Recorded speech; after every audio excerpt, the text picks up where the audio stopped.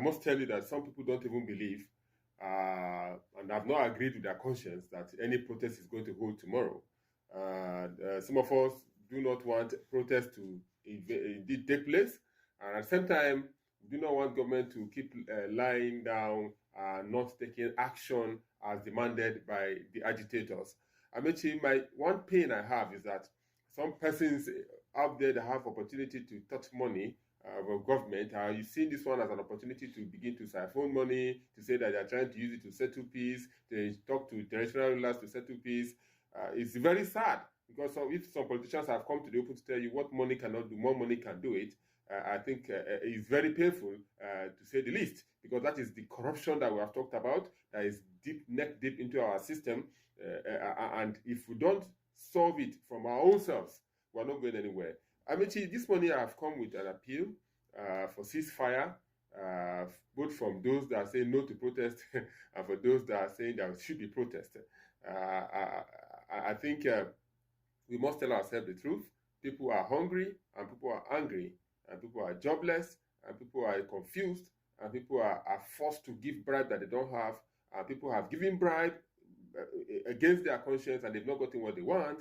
These are issues. But I've said yesterday, the bulk, they say, stop on the table of the president, but it's not the presidency alone, the president alone, that should take action for a change. The desired change that we have starts from you and I, the civil servants that they will say I'm picking on them, I'm not, but I'm saying the truth as it is. They execute a government project. The civil servant cuts across the police, the civil defense, the paramilitary, the agricultural farmers, the technocrats, and who have you. You are the ones that execute government projects.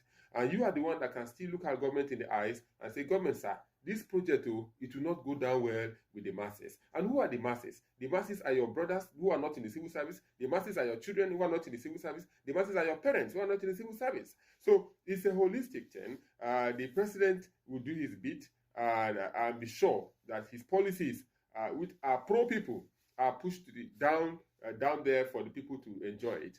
But if he is being told that, sorry, sir, your policy is not pro-people, can we rejig it? I think he should listen. If people are proud the president as a listening president, we want to see him listening. The agitators have reeled out venues.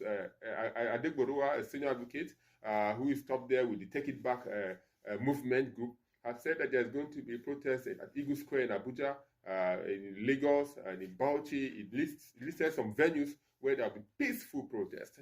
And at the same time, a court in Lagos is saying that, please don't protest. We are restraining you. The court didn't say don't protest.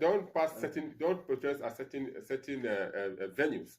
And I'm happy the custodial centers, which we used to call the prisons, have said that please don't come protest in our vicinity and what have you. But I started by saying I want to make an appeal.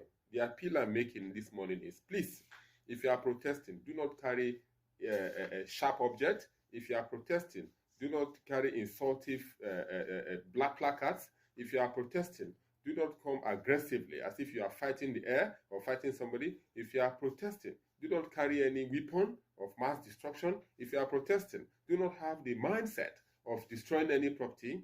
And at the same time, if you are protecting protesters, I'm talking to the security agencies now, do not carry live ammunition. If you are protecting the protesters, do not be aggressive. If you are protecting the protesters, do not be overzealous. If you are protecting the protesters, be careful in the words you say to them, because your children, your siblings somewhere are part of the protest.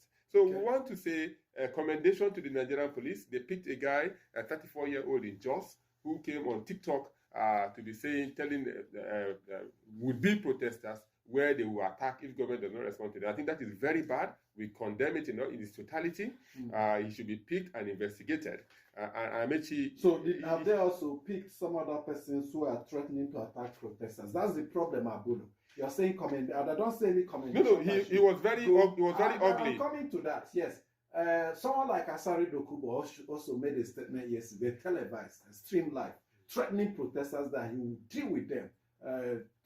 He used unpredictable words, and nobody has invited him. So why will you commend the police for inviting one who says this somewhere in Jos, and the other was making a broadcast, and of course he he appears to be shielded. So we have to call a spade as we are advising the protesters to indeed exercise their rights peacefully in the most civil manner. We're asking the security agencies to also abide by the dictates of the Police Act and the Constitution, which gives them the responsibility of protecting the protesters. We ask the government, there are huge allegations in the past that governments indeed organized talks to disrupt protests. We urge government not to go that route. Other interests, other vested interests